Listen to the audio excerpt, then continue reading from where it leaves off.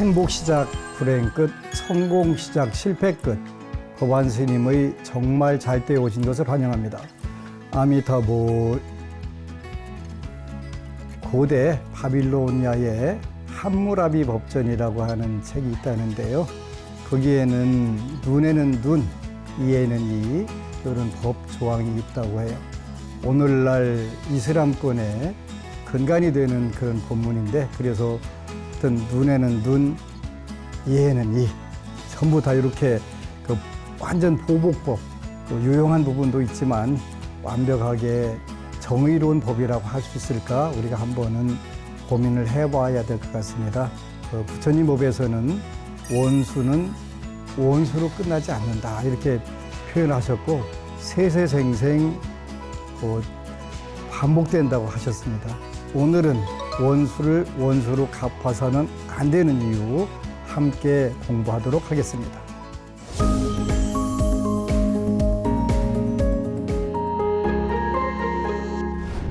지난 시간에 잠깐 언급했었는데 사비도량 참법이라고 하는 책이 있습니다. 양황보참이라고도 한다고 했죠. 여기 제가 옛날에는 총기가 좋아서 잘 기억을 했는데 그 297쪽이라고 생각이 되는데 거기에 이런 말씀이 있습니다. 삼세의 원수란 다른 누가 아니라 바로 친척과 권속이니 이것을 알 것이니라. 이런 말씀이 있습니다. 삼세의 원수가 가족과 친척이라는 겁니다. 가장 가까이 있는 분들이 원수가 될 수 있는 확률이 제일 높다는 거예요. 그렇죠. 우리가 저쪽 어디 남아프리카 공화국이나 떨어져 살아가지고는 서로 원수도 은혜도 관계가 될 수가 없는데 가장 가까이에서 원수 맺기가 쉽다라고 양황보참에 정확하게 나와 있습니다. 그래서 이제 요 부분들을 우리가 공부를 하는 건데요. 법구경에 보면은 우리가 원수가 왜 되느냐, 요 구절이 나와요.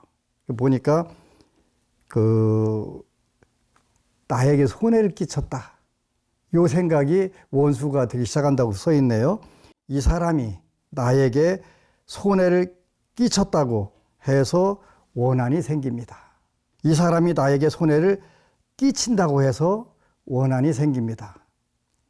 이 사람이 나에게 손해를 끼칠 것이라고 생각해서 원한이 생깁니다. 원한이 생기는 게 시차로 이미 끼쳤기 때문에, 손해를 보게 만들었기 때문에, 두 번째는 현재 끼치고 있기 때문에, 그리고 앞으로 끼칠 거라고 미리 걱정해서 이런 원한이 생기면서 이 원한이 굳어지면 서로 원수가 되는 거예요.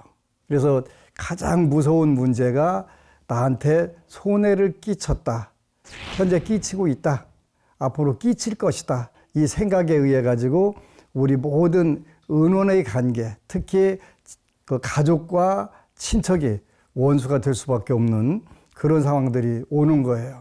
늘 가족 관계들을 많이 상담을 해요. 최근에 어느 부부가 20년 동안 연애 기간을 가진 거예요. 그래서 너무 잘해주고 시부모님들도 그렇게 잘해주고, 요 부부가 건강이 안 좋아서 애를 먹고 있는데 남친, 현재는 남편, 또 시부모들이 그렇게 잘해줬는데 결혼을 하고 딱 나니까 이 태도가 완전히 180도 다 바뀌어버린 거예요. 그래서 너무 황당하다는 거예요.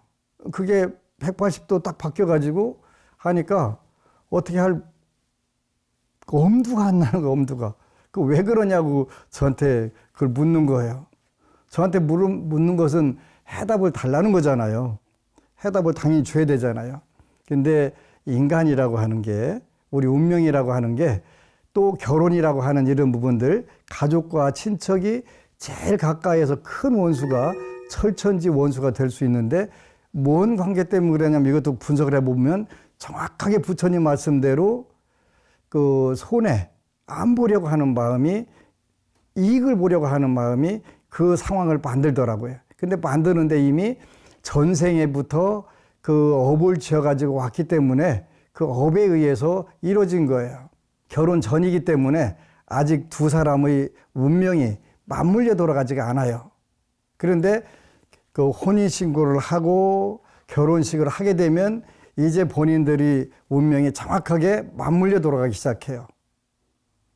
그때부터 이제 본격적으로 운명이라고 하는 가족과 친척이 원수가 되는 그 프로그램이 본격적으로 가동이 되는 거예요. 그래서 정말 안타까운데 미리 이야기를 해줘요. 이 결혼은 불리할 거다. 정말 기도를 많이 하고 가야 된다. 그런데 이제 그런 경우들일수록 흘려들어요.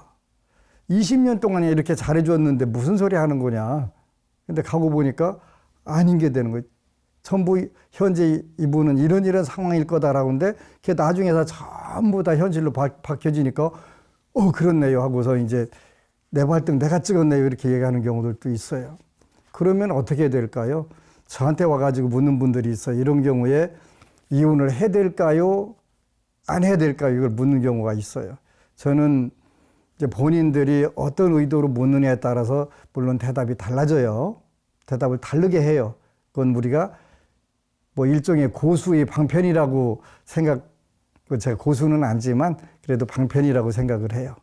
그래서 꼭 부탁을 하는 게 100일간만 기도를 지장경을 열심히 읽어보고 그때 해결되지 않으면 이혼을 해라. 이렇게 이제 조건을 달아줘요. 그랬더니 얼마 전에 어느 법부님이 그렇게 철천지 원수로 연애할 때는 원수로 안 보였는데 그렇게 이쁘고 우리 속담에 눈에 넣어도 안 쓰라릴 거다. 이렇게 했는데 눈에 넣는 게 아니라 보기만 해도 찌푸려지고 자동적으로 그걸 뭐라고 표현하냐면 전문적인 용어로 원진살이라고 하는 거예요. 원망하고 눈 찌푸리는 거를 원진살이라고 하는 거예요. 눈에 넣어도 쓰리지 않을 정도로 그렇게 이뻤던 사람이 보기만 하면 눈이 저절로 틀어지는데 이 얼마나 무서운 업이에요. 그죠? 그런데 100일 기도를 하고 왔는데 갑자기 그렇게 미웠던 남편이 한때는 그렇게 좋았던 남편이 한때는 그렇게 아주 막 철천지 원수로 보이다가 어느 순간에 안쓰럽게 보인다는 표현이 있잖아요. 그죠? 안쓰럽게 보인다는 표현이 들면서 다시 옛날 연애할 때 그 감정으로 본인 마음이 스르르 녹아가면서 들어가지더라는 거예요. 그래서 이혼하는 것보다는 우리가 한 번 더 마음을 심기일전을 해서 바꿔서 살아야 되겠다는 판단을 했다고 와서 너무 기뻤던 적이 있어요. 서당께 3년이면 풍어를 읊는다라고 하는 속담이 있는데 제가 젊은 시절에 경제학을 공부하다 보니까 이혼 문제도 경제적 비용을 따져요. 이 이혼을 했을 때 경제적 비용이 더 크냐, 얻는 게 더 크냐, 이걸 따져가지고 해라. 처음에는 스님이 되게 아주 박하게 말씀하시네요. 그런데 하여튼 어쨌거나 그렇게 해봐라 하는데 이제 본인들이 그 비용 또 얻을 수 있는 소득 이걸 계산을 해가지고 와요.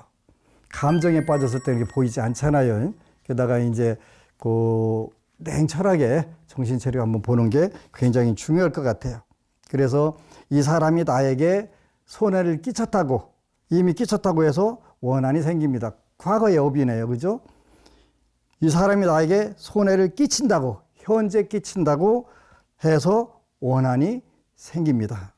그리고 이 사람이 나에게 앞으로 손해를 끼칠 것이라고 생각해서 원한이 생겨서 이게 원수가 되는 거예요.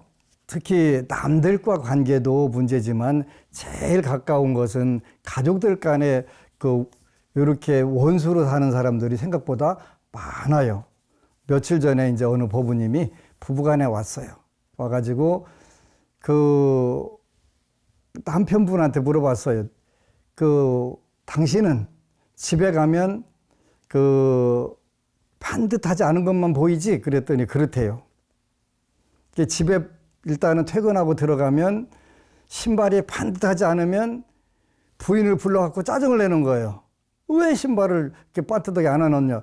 본인이 한 게 아니라 애들이 오면서 틀어놓은 거예요. 그런데 그걸 부인한테.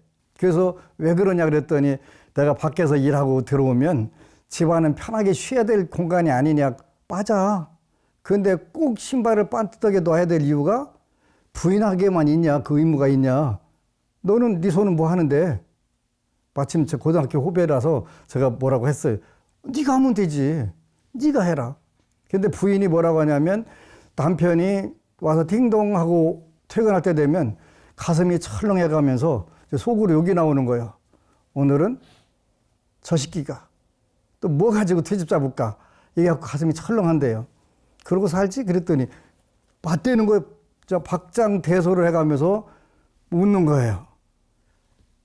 이렇게 되면 집안이 불편하다. 네가 해라. 너는 손발 없냐? 나는 밖에서 일하다가 왔잖아요.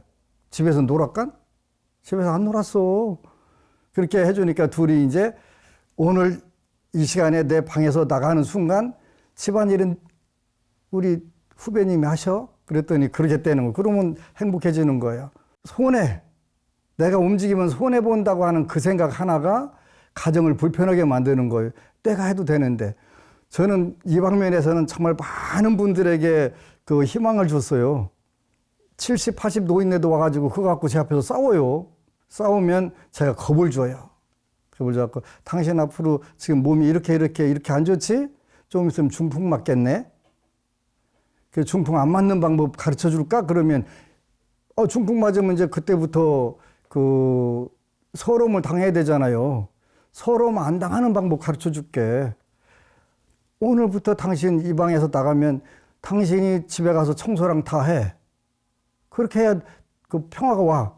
나중에 이제 그 물어보면 잘한대요. 중풍 안 맞으려고. 성공한 거예요. 그리고 이제 저는 우리 안심병사 신도들에게 꼭 부탁을 해요. 지금이야 뭐 이부자리 개고하는 게 별로 아니고 침대 생활을 많이 하니까 하는데 집안이 잘 사는 방법, 잘 사는 방법은 그 이부자리는 남편이 펴고 남편이 갠다. 그 집은 틀림없이 풍요롭게 잘 사는 집이에요. 에이, 스님, 그 남편들한테 일하게 시키려고 꼬시려고 그러지. 내가 남편들 꼬셔서 무더게. 근데 부자로 행복하게, 건강하게 잘 사는 진짜 비밀 팁을 하나 드리는 거예요. 요 본문 보고 나서 오늘부터 해보세요. 해보게 되면 가장 가까운 분이 원수가 아니라 세세생생 선연이 돼서 난 다음 생에도 당신 꼭 만나서 같이 행복하게 살 거야. 요 생각을 하게 돼요. 중요한 부분들이 불교는 어려운 거 얘기하는 게 아니에요. 오늘은 아주 아름다운 시가 인터넷에 떠 있어서 한번 읽어드리려고 해요. 감사기도라고 하는 제목인데요. 내 인생에 폭풍이 있었기에 평온한 삶의 감사함을 깨닫게 되었고 가끔 심하게 흔들리는 삶의 위기 속에서 다른 이들의 아픔 또한 공감할 수 있는 마음 배웠습니다. 나를 사랑해준 사람에게 감사하고 나를 공격해준 사람에게도 감사합니다. 그래서 나를 더 너그러운 인간으로 만드셨습니다. 때때로 잠들지 못하는 인생의 가시를 주셔서 잠들었던 영혼을 깨워주셨고 한숨과 눈물도 주셨지만 그로 인해 진정한 행복이 무엇인가도 배웠습니다. 실수와 실패도 감사합니다. 그래서 겸손을 배웠습니다. 날마다 평범한 일상에서 감사를 발견하는 지혜 주소서. 무엇이 생겨서가 아니라 무엇이 나에게 발생하지 않았음을 감사하게 하소서. 음악을 들을 수 있는 귀와 아름다움을 볼 수 있는 눈과 편리한 세월에 태어난 것과 세어도 끝이 없는 그 많은 감사를 알게 하소서. 남과 비교하며 살지 말게 하시고 질투의 화산 속에 들어가지 말게 하시고 돈을 목적으로 삼게 하지 마시고 으뜸을 자랑으로 여기지 않게 하소서. 사랑의 속삭임이 내 입술에서 떠나가지 않게 하시고 감사의 노래를 내 심장에 심어주소서. 오늘 또 귀한 하루 주심에 감사하고 또 감사합니다. 가족 간에도 숙명적으로 행복하게 살 수 없는 사람들이 있고요. 또 아주 불편하게 한 집에 살면서 완전히 남남보다 더 못하게 사는 경우들도 굉장히 많아요. 그것은 숙명이에요. 타고난 거예요. 그런데 타고난 대로 인생을 그렇게 산다는 것은 정말 억울한 거예요. 저는 그런 부부들을 정말 많이 만나요. 그래서 그 부부들에게 행복하게 사는 방법, 내가 손해를 본다는 생각 하나만, 부처님 말씀대로 부처님께서는 원한 원수가 뭐 어려운 데서 무지막지하게 무슨 나를 죽이고 살린 거에서 발생한다고 보시질 않았어요. 바로 아주 사소한 감정 하나, 손해본다는 생각, 손해보고 있다는 생각, 손해볼 거라는 그런 두려움, 이런 것 때문에 원한이 맺어지고 원수가 되는 거예요. 부처님 말씀 너무 간단하면서 신기하지 않아요? 원한이 왜 맺히냐 그랬더니 가장 작은 것부터 손해 안 보려고, 손해봤다는 생각 때문에, 이것 때문에 생겼다는 거예요. 부부간에, 부모 가족 간에도 굉장히 심해요, 이게. 특히 부부간에 제일 심한 부분이에요. 그래서 저는 교도소 33년간 법회를 가면서 정말 보람이 있었던 게, 저는 교도소 가면 법문 딱 한 가지 해요. 하루에 한 가지씩만 손해보는 삶을 살아라. 그러면 행복해진다. 저는 법원님들한테도 그래요. 부부간에는 특히 이익 보려고 하지 마라. 무엇이든지 희생하고 봉사하고 양보하려고 하는 마음을 가져라. 부부간에는. 그러면 행복해진다. 그리고 금생에 내 배우자가 내 덕으로 살 수 있게 하려고 노력을 해봐라. 그러면 전생에 어떤 원결을 맺고 와서 어떤 원수를 갚으러 왔다 하더라도 다 풀어줄 수가 있다. 내 덕 보고 살게 하겠다는 그 한 가지 생각으로 전부 내가 밖에서 쎄 빠지게 힘들게 왔는데, 집안에 편안하게 실러 왔는데 정리가 안 됐다. 그것 때문에 화를 하고 싸우면 더 불편해지지 않아요? 그런데 더 불편하다는 사실을 전혀 이해를 못하는 거예요. 그래서 금생에는 내 덕으로 당신이 살 수 있게 하겠습니다. 우리 시청자 여러분, 그거 한번 결심해 보세요. 그렇게 하게 되면 정말 우리가 민속적으로 내려오는 원진살, 상충살, 이게 아무리 강하게 들어있어도 다 극복할 수가 있어요. 내 덕으로 당신이 살기를 원합니다. 이왕에 만났으니까 손해 안 보려고 하는 거는 있을 수 없는 거잖아요. 내가 무조건 손해를 보겠다?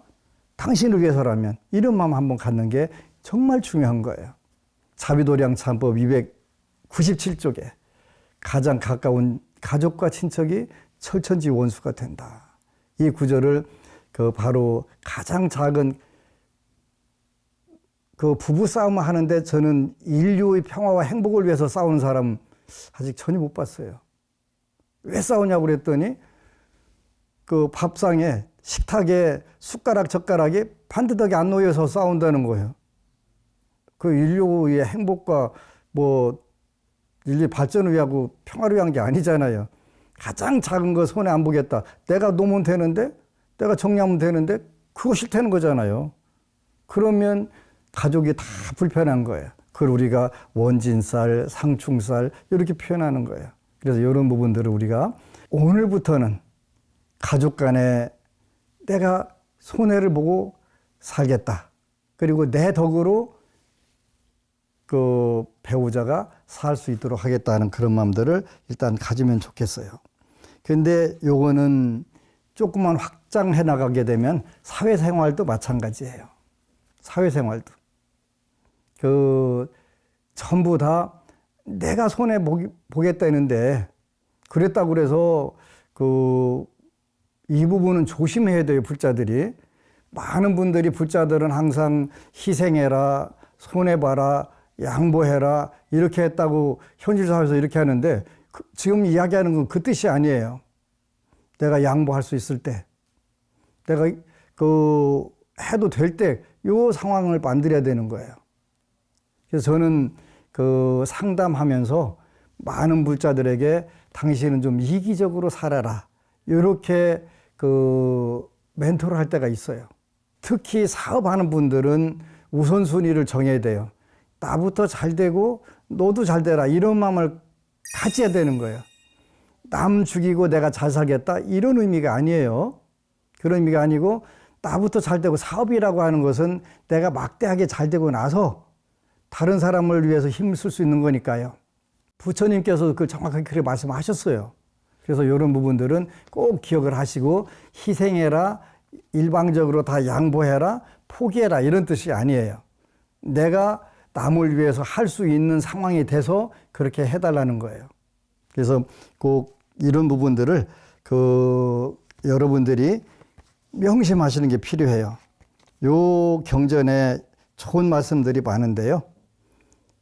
불교는 번뇌, 이 번뇌라는 것이 탐심과 분노, 인과를 모르는 무지 이런 말들인데, 요것을 다스리는 것에 의해서 내 스스로 먼저 다스리는 것으로 해서 세상을 바꾸는 거예요. 그런 의미로 앙구따라 니까에 나오는 말씀 잠깐 읽어보겠습니다. 분노하면 항상 우울하고 불행 속에서 살아가네. 재물을 얻어도 이롭지 못하고 여기고, 몸과 입으로 악업을 지어 재산도 잃게 되네. 삼독 중에 제일 무서운 게 화내는 거, 분노라고 하셨거든요. 성난 마음에 사로잡히면 천한 사람이 되어 친족과 벗들도 권속들도 성내는 사람을 멀리 떠나가네. 분노는 해로움을 가져오고 분노는 마음을 태우며, 사람들은 깨닫지 못해도 마음속에 두려움이 자리 잡는다오. 성내는 자는 그 부모를 해치고 분노 속에서 사람을 해치나니, 성내는 자는 목숨을 뺏어가네. 그에게 목숨을 주고 키워준 사람까지도 자기 몸을 사랑한다 해도 성내는 자는 자신을 해치도다. 분노가 사람들의 이성적인 사고를 마비시키고 비이성적인 행동을 불러온다는 점, 결국은 무엇보다도 소중한 자기 자신을 해치는 길이다. 이렇게 표현을 하세요. 오늘은 여러분들에게, 여러분 불자들이 가장 쉽게 불교를 만날 수 있는 경전인데요. 법구경이에요. 법구경인데 요 제1품이 쌍서품인데 제가 제일 좋아하는 구절들이 여기 들어있어요. 마음은 모든 것을 선행하도다. 우리가 마음을 어떻게 쓰느냐에 따라 가지고 세상을 원한에 휩싸여서 모든 사람을 원수로 보고 사는 방법도 있고, 또 은혜의 관계로 봐서 모든 이들을 나를 돕는 은혜의 대상으로 삼는 경우들도 있어요. 그래서 쌍서품이라고 그래서 가장 좋아하는데 요 중에서도 이제 여러분들이 매일 한 구절씩 읽고, 또 요 해제가 있는데 해제만 읽어도 불교에 대한 많은 지식들을 얻을 수 있어요. 불교는 앞에서 말한 것처럼 지성적인 종교예요. 굉장히 많은 부분에 지성을 요구하기 때문에 늘 새로운 부처님 말씀을 접하고 또 접하면서 늘 반복해서 마음에 새기게 되면 굉장히 좋은 여러분들 상태가 오게 돼요. 그래서 아주 짧으면서도 여러분들이 행복으로 갈 수 있는 그런 길들이 많이 나와요. 법구경, 요 번역판 말고도 법구경은 전 세계에서 불경 중에서 가장 많은 언어로 번역이 된 그런 서적들이기 때문에 우리 불자들이 좋은 경전을 읽음으로 해서 늘 마음이 새롭고 또 행복한 쪽으로 굴러갈 수 있도록 하면 돼요. 금생에 여러분들이 불편한 사람들을 많이 만난다면 이제 전생에 네 가지였던 원결에 대해서 정확하게는 모르지만 쉽게 푸는 방법 가르쳐 드리겠습니다. 전생의 업은 독경연불로 풀 수 있고 현생의 복력은 삼업을 잘 지으면 된다 그렇게 말씀하셨어요. 그래서 독경, 연불, 소수겁, 독경과 연불로서 소멸시킨다. 수겁, 전생의 업을 소멸시킨다. 그래서 현재 가정이 불편하고 사회생활이 많이 불편한 분들은 전생의 업을 수월하게 녹이는, 소멸시키는 방법은 독경, 연불입니다. 독경은 부처님 경전을 읽는 것이고 또 연불은 불보살님들의 명호를 반복해서 외우는 겁니다. 그렇게 하시게 되면 여러분들이 마음 깊숙이 쌓여있던 전생의 업들이 소멸되기 시작을 해요. 그 다음에 현생의 복력은 여러분들이 삼업을 잘 다루는 거예요. 삼업이라고 하는 것은 이 몸과 입과 뜻을 좋은 행동, 좋은 말, 좋은 뜻을 가지고 살게 되면 금생에 복혜가 증장된단 말이에요. 복력과 지혜가 증장된다라고 그렇게 말씀하셨어요. 그래서 먼저 여러분들에게 독경과 연불을 잘 하셔서 전생의 원결들, 전생에 가장 작게 서운했던 것이 증폭돼서 현생에 철천지 원수로 만나는 경우들이 많이 있는데 그것 또한 불보살님들이 우리에게 주신 가장 큰 선물인 경전을 읽어서 소멸시키고 또 현생에서는 그렇게 원수라고 생각이 들더라도 내가 좋은 행동, 좋은 언어, 좋은 생각으로 녹여서 더 이상 다음 생으로 원결들이 넘어가지 않도록 하는 것이 아주 중요한 방법이니까 독경, 연불, 소수겁, 복혜증장, 정삼업 이렇게 하셔서 내 은혜로, 내 덕으로 내가 살고 있는 가정, 내가 다니고 있는 회사, 내가 살고 있는 나라가 전부 다 좋아지기를 그런 마음을 갖고 사는 불자 되시기를 축원합니다.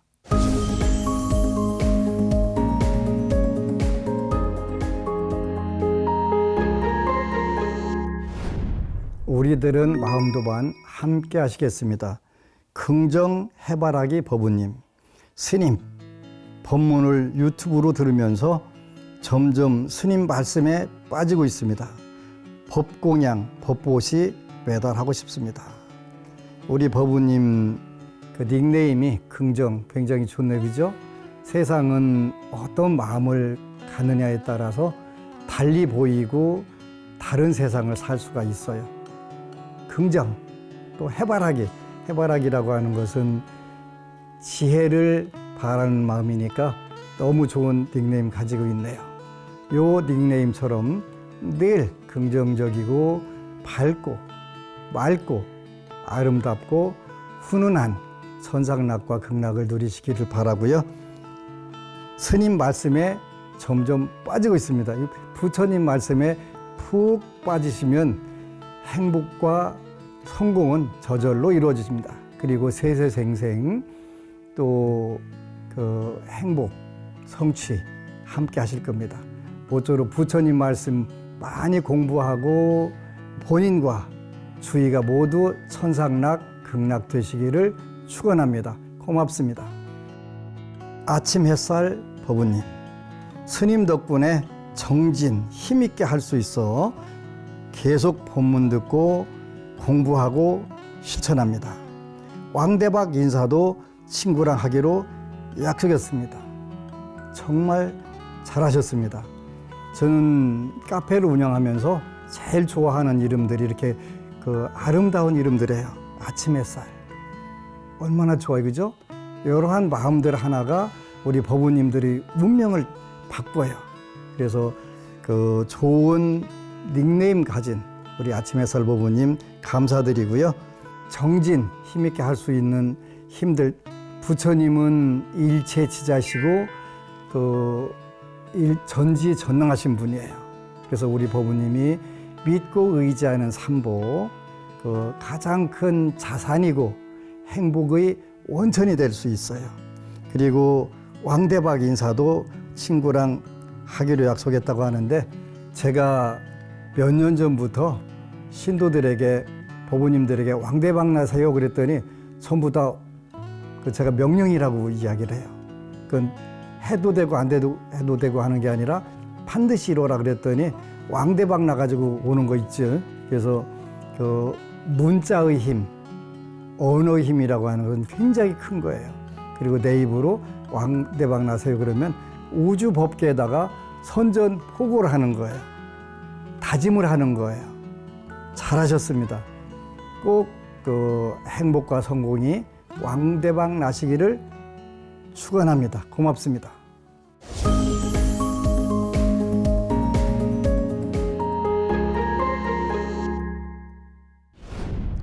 정말 잘 때 질문 코너입니다.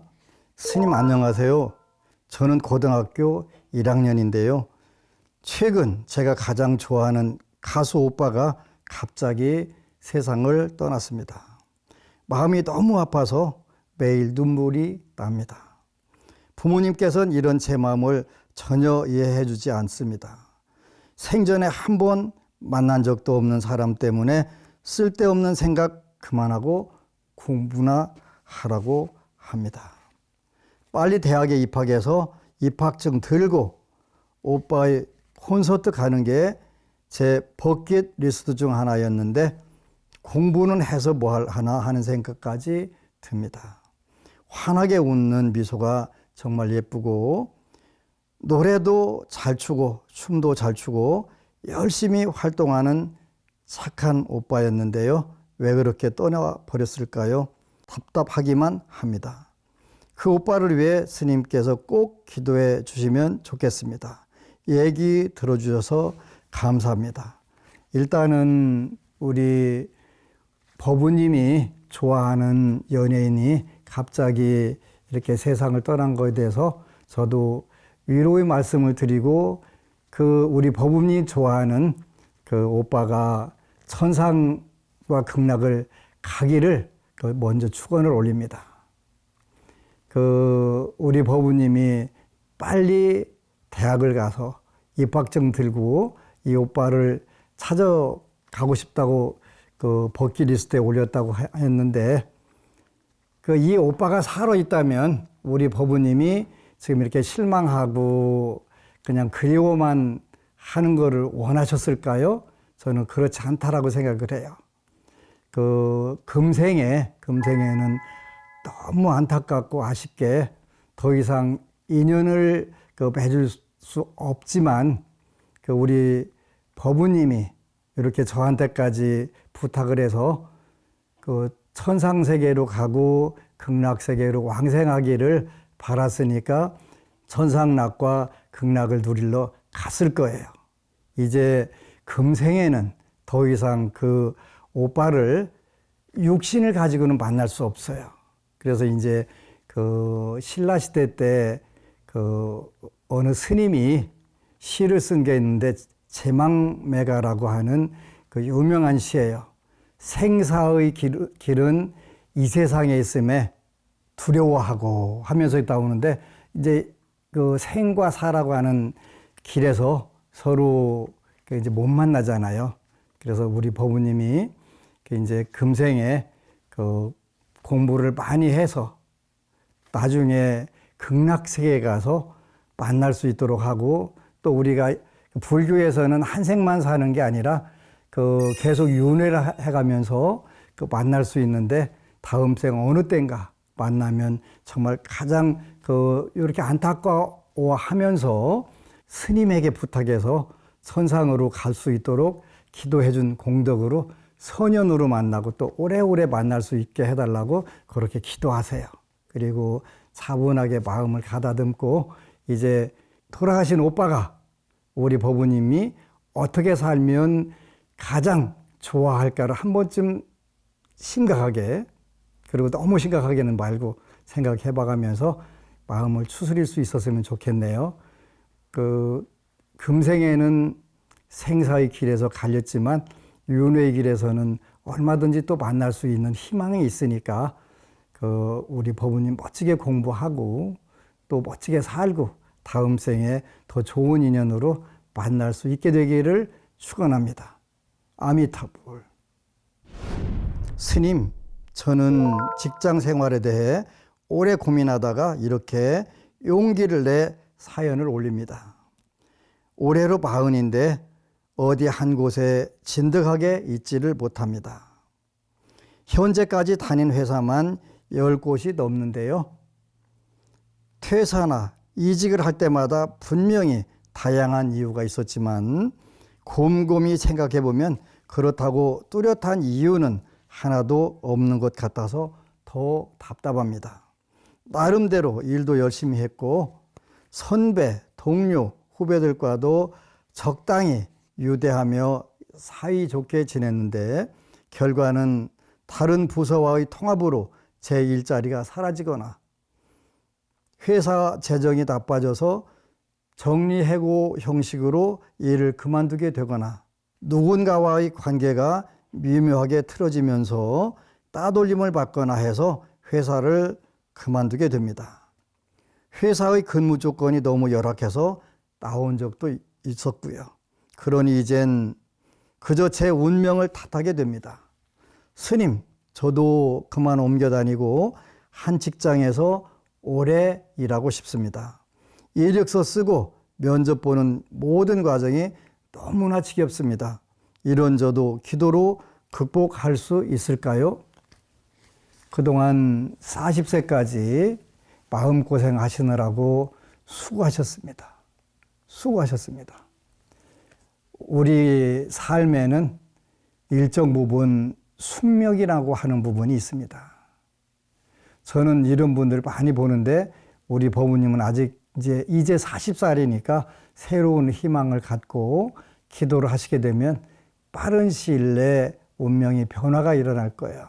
저는 하루에도 많은 법부님들을 만나면서 안타까워서 때로는 제 가슴 위에다가 큰 바위를 올려놓은 것보다 더 답답할 때도 있어요. 75살 된 법부님이 와서 제가 첫마디에 수고했다고 이야기를 해요. 왜요? 그래서 75세까지 한 번도 성공을 못 하시고 살았네요. 이렇게 이야기를 해요. 그러면 그렇다고 이야기를 해요. 숙명이에요. 이런 부분은 숙명인데 앞에서 말씀드렸듯이 숙명이라고 하는 거, 전생의 업이라고 하는 거, 요거를 불교는 그걸 바꿀 수가 있어요. 불교가 세상에서 가장 위대하다고 제가 생각하는 부분은 소수겁, 전생의 업을 수겁이라고 표현해요. 잠잘 숙자에다가 업자라고 그래서 수겁, 전세의 업이에요. 오늘 현재까지 살아오던 이전은 전부 다 전세가 되는 거예요. 전생은 한 생 전이 전생이고요. 그러니까 전세의 모든 업을 소멸시키는 방법이 불교에 있어요. 저는 이러한 내 의지가 아닌데 통폐합되고 또 없어지고 부도나고 이런 경우들이 정말 많아요. 생각보다 많아요. 그런데 이런 분들이 어느 날 와서 저도 안정적인 자리로 잡혀 지내요. 이렇게 하는 분들이 올 때 정말 기쁘죠. 독경, 연불, 소수겁 이렇게 표현했어요. 독경과 연불을 해라. 그러면 전세의 업들이 소멸된다. 요 이제 운명학적으로 분석을 해보면 제가 사자성어를 하나 만들었는데 평생을 들랑달랑 하셨네요. 이렇게 제가 표현을 해요. 들랑달랑은 고정된 안정된 직장보다는 들어갔다 나갔다 한다 그런 뜻이에요. 근데 이때도 제가 이런 분들은 지장경 천독을 빠른 시일 내에 읽으라고 권유를 해요. 300독 읽기 시작하면 변화가 일어나게 돼요.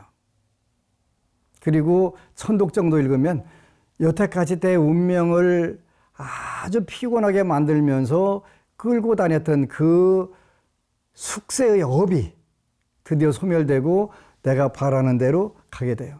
많은 사람들은 이 이치를 몰라서 평생을 허송세월하는 경우도 정말 많아요.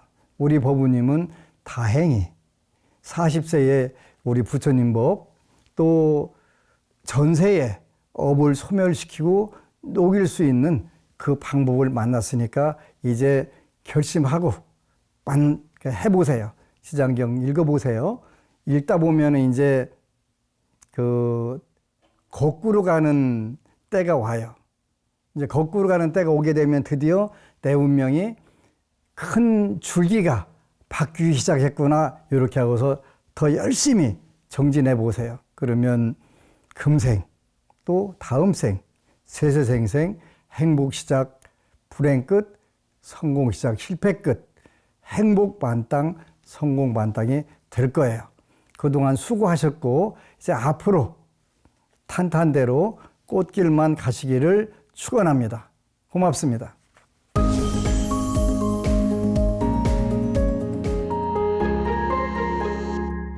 법안 스님의 정말 잘 때 마칠 시간입니다.